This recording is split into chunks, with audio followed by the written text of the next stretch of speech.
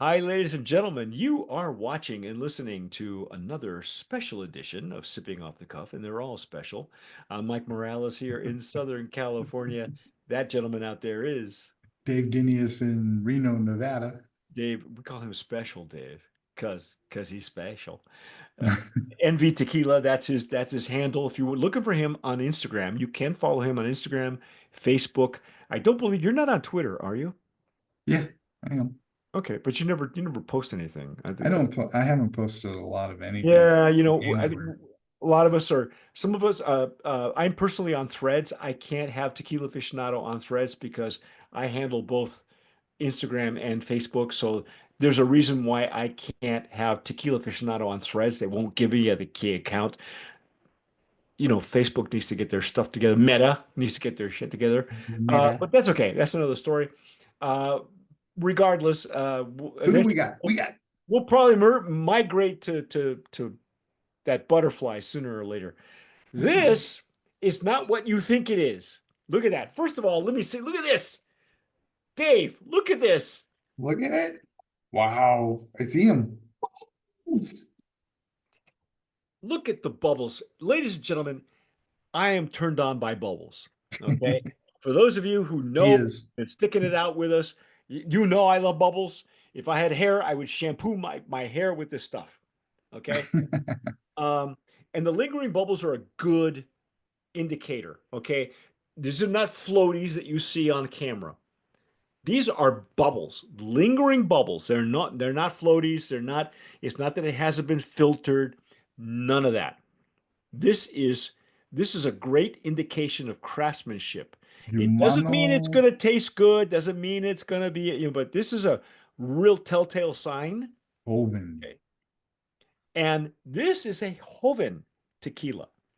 Now, if you're not familiar with a Joven, number one, a Joven is a uh, uh, A blend. well, yeah, but it is also a sanctioned expression in the tequila industry. It is. Cristalino is not. As of 2012, which was the last time that the normas were updated. Oh yeah, That's a it's a different plastic, it's stopper. a plastic stopper. As of 2012, this was before the Cristalino trend. The normas have not been updated. So Cristalino is a trend. Everybody wants one, everybody's making it, but it is not an officially sanctioned expression of tequila. The Joven is. And the Joven, I've always said this, I've said it on camera before with several of our TJs, is an overlooked and underappreciated expression of tequila. Look at them bubbles just sitting there. They don't stop. It's a never-ending parade of bubbles, even tiny, tiny bubbles. And again, it's not unfiltered. Those are bubbles. Okay? Those are beautiful thoughts. They're just beautiful They're thoughts. Um, little teeny bubbles. Dave, what's the blend of this particular Joven? What's the blend of it? Yeah, what is it? What's it made of? It's made of the añejo, the reposado, and the blanco. And the Blanco. So it's an officially recognized expression in the tequila industry. All And three of the bottles sitting behind him. I've had some spillage, not a lot, but I've had some. And I'm going to use my Glencairn. The reason that we went through the whole line before we touched the Joven is because of the three expressions. This is the Mhm. culmination of the three expressions and a blend. This is a labor-intensive blend. I think that's the reason why people don't do the Joven very often, even though you've got the barrel stuff for it. Because a lot of people with Jovens overlooked, a lot of brands with Jovens overlook the fact you've already got all the barrels. They're already resting and sitting there, in your barrel room. Why are you going to strip the color an añejo or a reposado And flavor. or an ex or an extra añejo, because there are extra añejo, cristalinos. Why are you going to do that? Just use what you got in the barrel now and use your skill instead of making it. It's just as labor intensive. You're going to run it through a filter anyway. So in this case, it is it is a bit off color. The some Cristalinos are completely crystal. This one reminds me of some well-made Cristalinos that have color to them. They still like an off color. They It's look got like a little straw hint, I guess is what right. they can. Some people call it like a eggshell. Some people call it beige. The more commercial Cristalinos are crystal clear. They just look like everything's been filtered out. Look at them legs and tears in there. Wow. Yeah. And I thought I was using a clean glass, and this one is sheeting off on me. Oh, I hate that. I hate when that happens. The I've only used this particular this. I got a case of branded Glencairns that I haven't washed yet. I've used one or two of them, and those are washed. But when you don't have them washed, they kind of react differently for legs and tears. But I am getting them now. I'm finally getting them. That's how good the quality is of this tequila. It's Mine were not, right away on this glass. yeah. And And the legs and tears are important because it's going to give you it gives you an idea of what the mouth feel is going to be like when you ingest it. And this has got to be and some of the like part of this glass is giving me the some of the thicker legs and tears that I've seen from the whole line, even thicker than the yeah, añejo. the whole line had these nice legs and tears. Yeah. Now, what are you going to say? He, Dave said this to me off camera, and he's completely right about it. Of the three lines so far, what's the caveat that the people need to know about this line? About the line. Well, yeah, the caveat. I know on the añejo, you have to let that open up and breathe. Yes. And I would say the Blanca was the same way, and that Reposado was really unusual for me. I would say use the proper glassware and give it 20 minutes at least. Yeah, let it sit a little. Don't pop the bottle and then throw back a shot. No. Yeah, unless that's what you want, but you're going to miss out on everything. Because the longer that añejo off camera, the longer I let that añejo sit on my glass, it just Yep. kept evolving and opening up. It got sweeter and more delicious. It's like, oh my God.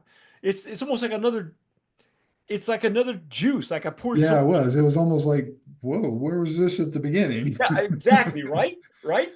So folks, that's why we take so much time when we do these tastings because sometimes depending on the tequila and the maker and the hand of the maker and where it's coming from, it will evolve sooner or later. Some of them take forever to evolve. Dave and I have done stuff that took at least 40 minutes, 45 minutes, and by the time we sign off, it's tasting and smelling like something else. Yes. So, we just don't people don't like the long form as much, but they like our long form, and that's cool with me. Okay, so what's on the nose? What are you getting on the nose? At first, not a whole lot. Another one that's got to open up a little. Right. That's very indicative of this brand, is that the nose takes a while to bloom, This is going to be yummy. but I'm getting all kinds of notes now. I'm getting some of the barrel notes. I'm getting Some some of the barrel notes, some of agave notes. the fresh agave notes there. Wow. Plenty of alcohol too. This one, I think of all four, this one's got the most alcohol in the center. Although it's still 80 proof, right? They're still all 80 proof. Yeah, Yeah. the whole lineup was 80 proof. But it's not as prominent. The wood notes are not as prominent as they were on the Repo and the Añejo, which is expected on the now some of these have different percentages of blends, and we don't know what those percentages are. But I'm going to go out on a limb and say this one's mostly Blanco. So you're gonna say 65 to 70% Blanco? I'm going to say it's more Blanco. The color being as light as it is, and I don't think they'd be filtering it out with the color as light as it is. I'm going to say probably more Blanco. There's so much you could do with this Blanco. If I were them, you could put it in lunar rested, in a barrel and pull it out like a Blanco Suave. You could do It's there's so got many. more character than the Blanco. Yeah, you know what I'd love to do too, Dave? Now that I've had almost the entire line, I want to know what a high proof Blanco would be like. Ooh, Wouldn't that that be would be awesome? Or nice. even a barrel proof, like a 55 ABV special bottling, Hmm. because there's so much going on all the way through on the whole line. That repo takes a while to break down, a lot.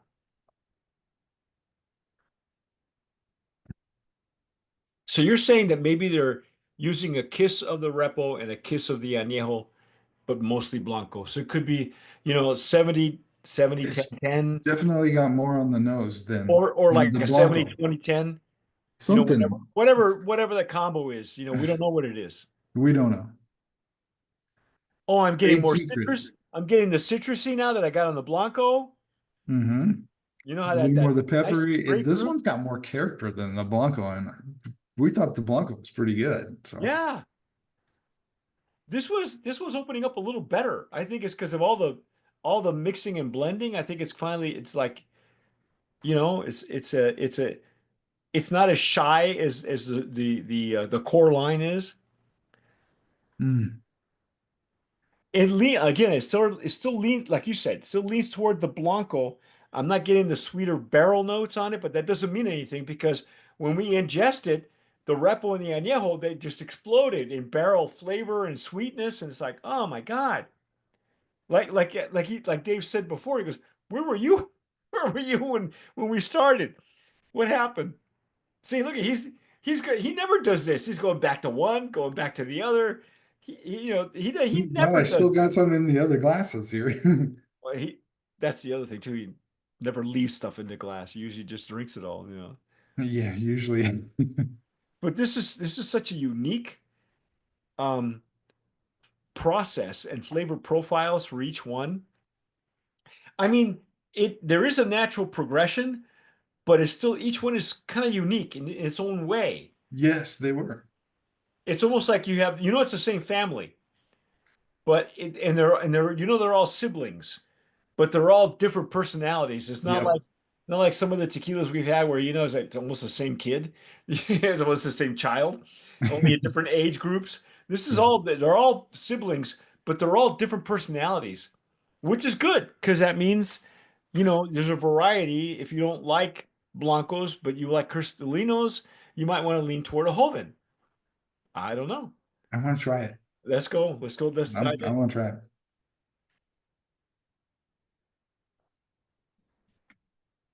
Mm, Mm, mm, mm, mm. mm, Still get that nice mm. agave pepper, kind of a black pepper. But it is sweeter on the palate too. It's a little Like, sweeter on the palate. It yeah, doesn't punch quite as hard as the Blanco did. I think it's got a longer finish too, man. Yeah, I think of the three of them, this one's got the longest finish. yeah. Wow. Wow. This was the older sister. She's the one keeping everybody else in line. Wow. It's See, ladies and gentlemen, it's an art to make a Joven. And it's something that people, distillers just don't want to deal with.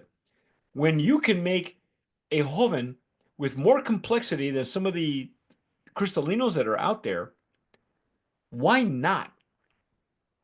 I That's not wonder this. how Go like ahead. 4% more of the alcohol content would just nail this.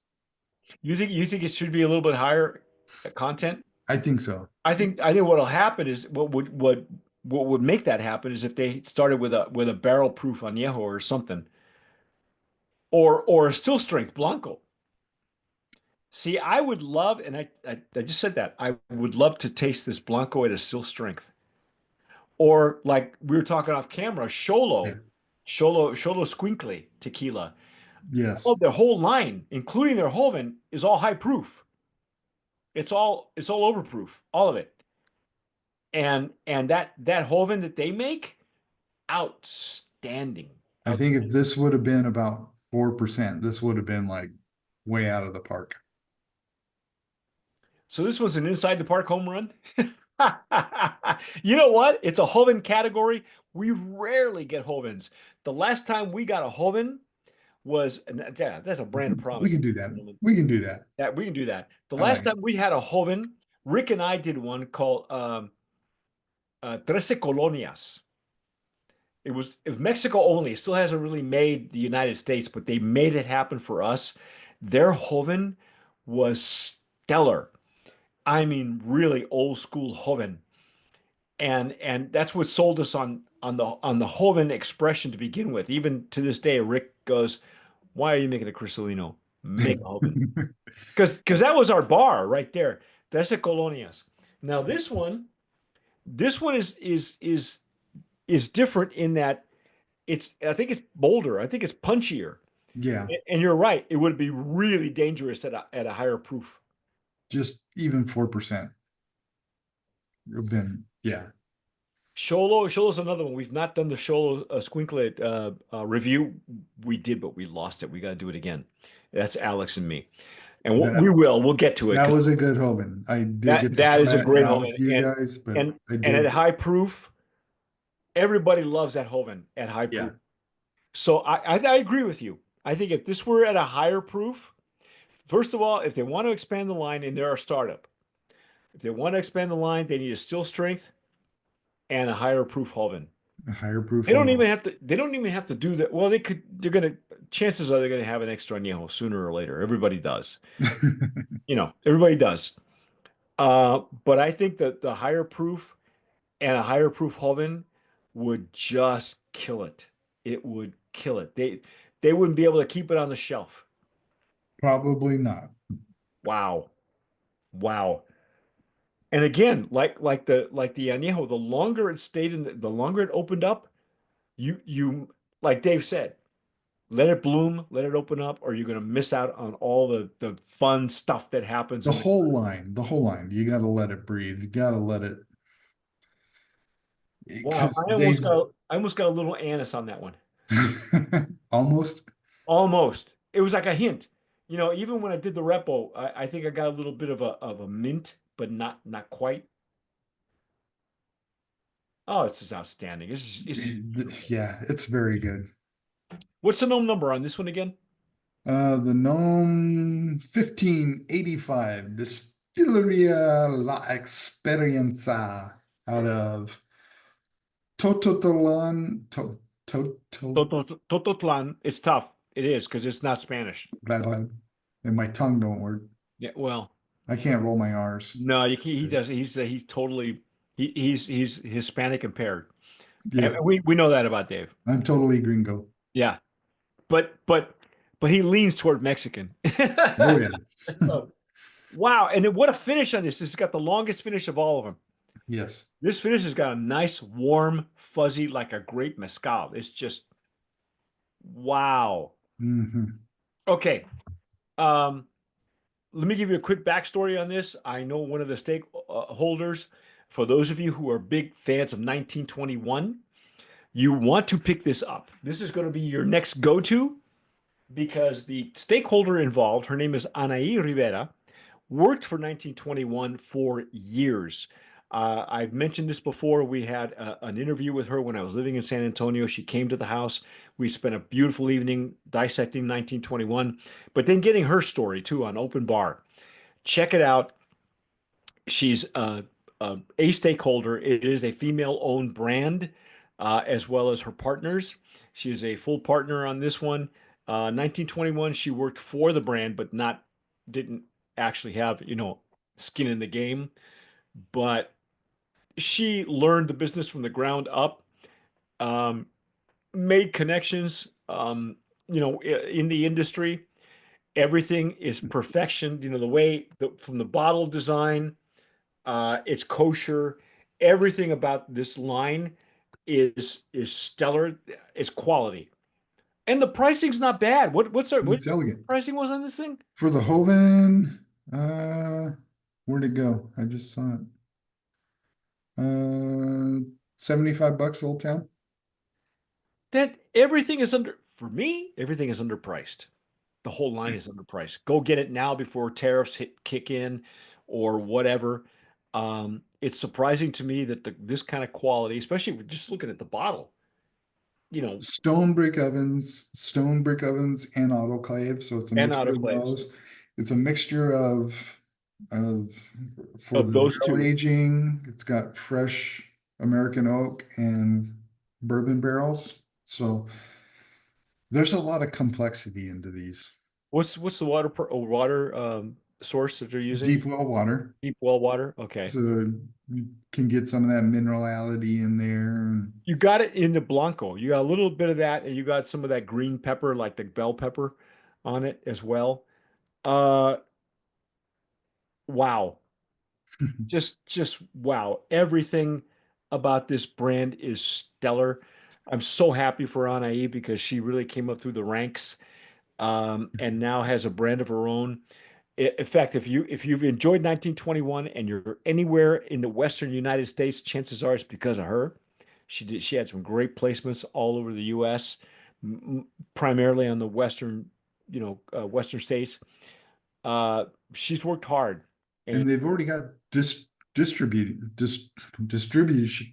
Yeah, distribution. distribution. There we Distribution. go. They got good distribution. I'm seeing it here already in Nevada, which lags behind California a little bit. So you should be able to find it somewhere. Yeah. Yeah. And tell us what you're paying for it too. We've seen a wide range of pricing on all these expressions, like from anywhere from $5 to $10 difference in pricing. Some even 15. Yeah. And so I would say, you know what, back up the truck. If you enjoyed 1921 at all, you're gonna love this brand. It's gonna be your next go-to. But like Dave said, let it sit out for a little while. Don't Let it sit, let it open up. let it talk to you because if you don't, you're going to miss out on all the nuances. Yes. Is it blend worthy? Can you make it in a cocktail? Of course you can. I would say that Blanco is bold enough to stand up to a ranch water for those of you who are watching us in Ranch Texas. water, Paloma. Yeah, Paloma especially because it Yeah. really leans toward the citrus part of the highlands as opposed to the flowery part of it. And probably if you really wanted to go with an añejo in one, in a Paloma, that añejo with the, Yeah, I would say that the Añejo and the Repo are cigar worthy. You could pair those. You don't want to go too bold, but no, you want to match it. Um, Food forward, sure. I mean, yeah, Añejo. But you know what? I just for some reason I don't see pairing with like desserts for this one. no. I don't either. Because It's got that nice peppery bite all throughout the line, yeah, and that probably wouldn't go so hot with the sweets. no. I mean, you could probably pair it with food. For sure, like Italian food doesn't even have to be Mexican food. Italian food, uh, you know, uh, uh, East Indian food. Yeah, I'd go with that. A little shawarma and some reposado. Shawarma? Shawarma. Can you say that 4 times? I can Shawarma, say it now because shawarma, it sounds like shawarma, I'm slurring my words, but I'm not. shawarma. Um, Beautiful. Go get it. Tell us what you're paying for it. Again, let it sit open and rest before you put it in something. And but that's our take. I'm Mike Morales here in Southern California. That guy out there is. Dave Dinius in Reno, Nevada. You've been watching and listening to another edition of Sipping Off the Cuff on Tequila Aficionado Media. All of our channels and networks. Don't forget to follow us. Hit the notification bell here on YouTube. Comments, we Subscribe. love them. Subscribe. Share with your friends. If, in fact, tell your friends if any of you 1921 guys or gals who are fans of that. If you're a fan of that, you're going to be a fan of this. And you know what? Whatever you do, folks, tomar sabiamente. Sip wisely.